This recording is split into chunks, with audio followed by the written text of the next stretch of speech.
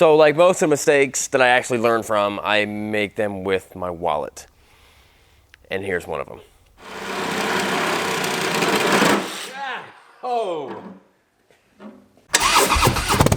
While sometimes we might be the laughingstock of the motorcycle sales community when we make mistakes like this, I think the way we fix these mistakes might make us the benchmark of the community. Let me tell you all about it. So a couple months ago, I saw this guy. This beautiful I think it's a 14. I should know that. This beautiful 2014 Suzuki Boulevard C90 Boss Edition. And it's a beautiful bike. I love the way these things run. If you've never ridden one, it's like CVO, Harley-Davidson CVO power on a lighter bike. You know, I mean, there's no bags or anything like that. It's a blast to drive, big old wide handlebar. So I was really pumped to buy this thing at the auction. I get it, bring it back. It's sitting for a couple weeks. This is around the same time that me and my buddy Jared went on I flew down to Charlotte, North Carolina to buy some bikes. We brought them back. We get back here, we have another day to kill. We were tired of riding the bikes we had, so I was like, hey, let's jump on some cruiser bikes. Let's go. There's a road, I think it's called 15 or 11. I don't know what it's called. 115. It's up north a little bit, about an hour and a half away. And it's what we consider around here the Pennsylvania Tail of the Dragon. It's actually a pretty awesome road. So we were going to go up there. I jump on this. We have to ride similar bikes. We're going to be, goofy, not racing. But you know what I mean, just having a good time. So I'm riding the C90 Boss. He's riding a 2012 or 20-something M90 that we had sitting here. A nice little black one, you know what I mean? A little shorter bars, a little more forward. The Boss kind of sits back a little bit. I really like it. So we're on this trip. We're about 50 miles into it. The bike's running great. We're having a blast. They're both kind of, neck and neck, head to head. Mine starts to kind of spit and sputter every once in a while. You get on the throttle and then it kind of goes just kind of bogs down. And I'm like, what's the deal with this thing? So I go and make sure I got fresh gas. I'm like, a lot of times you get a little bit of bad gas in there. You run some more fresh gas in there, cleans everything out, and you're fine. It gets better as you go. This is actually getting worse as I go. It ends up so I really can't even move. I'm kind of just stuck on the side of the road. We see some guy. This is up in like Lebanon. We see some guy and he's got his property right across the street. And I'm like, hey, can I pull my bike in there? He was a motorcycle rider, Harley guy. Was gonna go out for a ride. So I pull it in there. We check it out. So I think at first we just thought it needed more fuel. We come to open up the thing. We look in there. It's got plenty of fuel. It's not a fuel issue.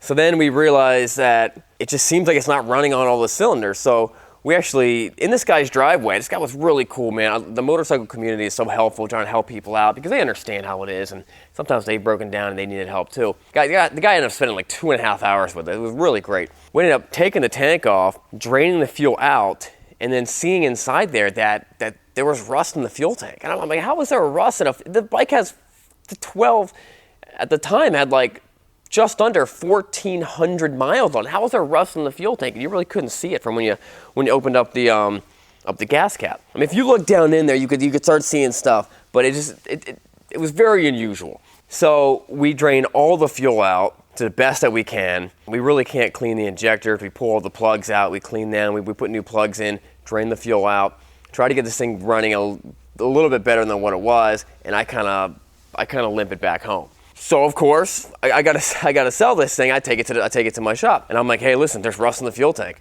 So he takes it, he cleans the injectors, replaces the plugs, cleans all the stuff in the fuel line, and then we actually did we soaked it in vinegar for I think a week, or maybe even multiple times. You know what I mean? Soak in vinegar for a couple days, dump it all out. Soak in vinegar for a couple days, and the whole time stuff's coming out. You know what I mean? Like rust and stuff's coming out. I still have no idea how this even happened. And we did it for a couple times. Then he ran like a bunch of gallons of fuel through it, just to make sure it was clean and it was done. And I was like, all right, we got this thing done. And at this point, it's a fairly expensive fix for him to do all this labor and do all the stuff to it. But we got it running. And he probably put about 50 miles on the bike. Just to confirm, because, his reputation on the line too. He put about 50 miles on the bike, make sure this thing's running good. And it was. So it comes back to us. One of our viewers, he comes and buys it. He's super pumped. It's freezing cold outside. This is like, maybe a month ago. It's cold. It's really cold. He's got to drive this thing back to like 2.5 hours away up to Philadelphia. And I was like, you sure you want to do that? Because it's so cold outside. He's like, no. He's like, right, I'll be fine. He rides this thing. He gets about halfway, and the thing just shuts down on him. He calls me up, and he's like, hey, I'm on the side of the interstate. I mean, his wife, luckily his family was following him, so he didn't like hang out on the side of the interstate, but he just bought this bike from us. He just bought this bike. He put 40 miles on the bike, if that. This thing breaks down on the side of the interstate, and he calls me up. This is one of the worst calls I can get, you know what I mean? Because I'm thinking, oh, this guy's gonna be so mad. He was so cool about the whole thing. I tell him, listen, man, I'm gonna make this right. I don't care how, I'm not sure how I'm gonna do it. I'm gonna make this right. I wasn't able to go pick him up, but I sent someone down to go pick up the bike, make sure he's cool, get him rolling. He was actually kind of cool. He's like, well, this is good. I don't even have room in my garage for the bike yet, so it's too cold to ride it anyway. So this is the perfect timing for it. Great timing for me. I thank God this happened during the winter time because he'd be itching if this happened during the summertime. So it gave me a little bit of time to figure out what I'm going to do with this thing. So I got a couple options. I could buy the bike back from him, for what he paid for it, of course. And then I could sell it, ditch the problem to someone else. It's not really my style. I don't like the idea of ditching the problem to someone else. We could try to like coat the inside of the tank, which actually my mechanic was the one that picked up the bike. So that was like the first thing. He's like, I coated the tank. This will probably work. And I was like, man, I don't want to do that. I don't want to coat the tank. One, you look in there, it doesn't look factory, you know what I mean? But I don't want this to come up later. So we replaced everything. I was like, I don't care what it costs. Call Suzuki, because it's still a fairly new bike. Call Suzuki and get us a tank. Now, when you buy a tank from them, it's all painted and everything. It looks, it's a brand new tank. Replace the fuel pump, replace the injectors, replace everything in that system that could have possibly been affected with the rust that was in the gas tank. And we still have no idea how it happened. And that's what he does. I think we have $1,500 in the bike. The tank was cheaper than I thought. It was like $500. I don't know what the fuel pump costs or what the injectors cost or anything else costs. I don't think I've even seen the total bill yet. But it wasn't cheap. But in the end, I feel like we did it right. And I can give this bike back to the guy and basically say, hey, we replaced everything.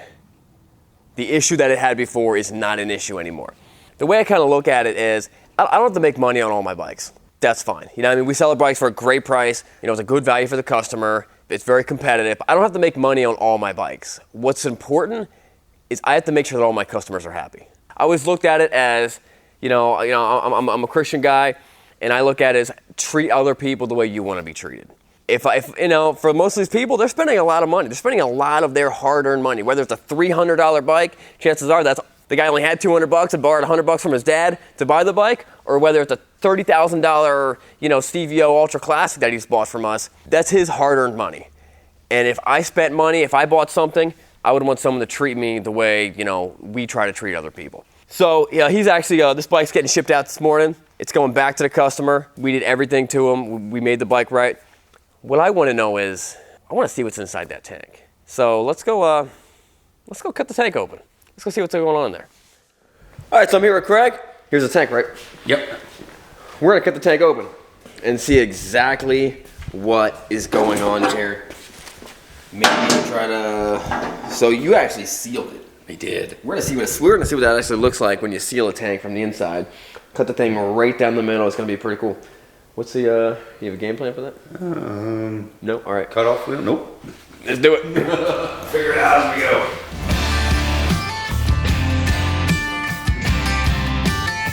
This is the way to cut through a tank. If you're ever gonna cut through a tank, Sawzall's the way to go. way to do it. No questions asked. No doubt about it. It smells bad. Yeah, it does.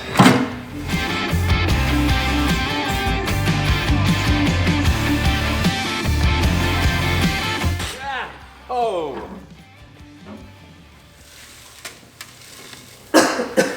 All right. That just looks. So we did a thing where we coated the tank, and it was with this stuff. I mean, even though we cut through it, I don't know, man. Would you trust that? This is the first tank I've ever done, and I've seen it flake off like this before. And it was etched. I mean, you can see where it was etched. It's actually So like what the tank looked like before we started, I'm actually really impressed with how it cleaned. Oh yeah, it was a lot worse. Oh my word. It was bad. I mean, that is so rusty. Oh. I was looking at this and I was like, look at all the stuff that was gonna end up in your fuel injection system. Look at this. Look at this, Craig. I mean, I feel like it's safe to say that we made the right choice. Yeah. I think it doesn't take very much, little tiny piece of whatever, to get in the pump or the injectors, and it's gonna leave someone stranded. Yeah. How do you think this happened? You know, these tanks have a coating on from new. Okay. That, you know, prevent them from rusting. Unless that was just worn off and it sat for so long, because it was bad. Now the good thing about problems like this, they're not hard to find. When you look in here, it was very obvious that the thing was rusted out. You know what I mean? It had rust. It had rust all inside of it. You could just see rust right there. So the lesson I learned was, when I'm at the auction, I pull the gas caps off and I check them, every single one. I've been burned once. That's how I know not to get burned again. So, but we made the customer happy. We're happy. All right, guys, subscribe, do notifications. We'll see you guys later. We got a lot of work to do. Now what do we do with these things? We should mount these on the wall. Sign them and hang them on the wall. These should be mounted on the wall. These are cool.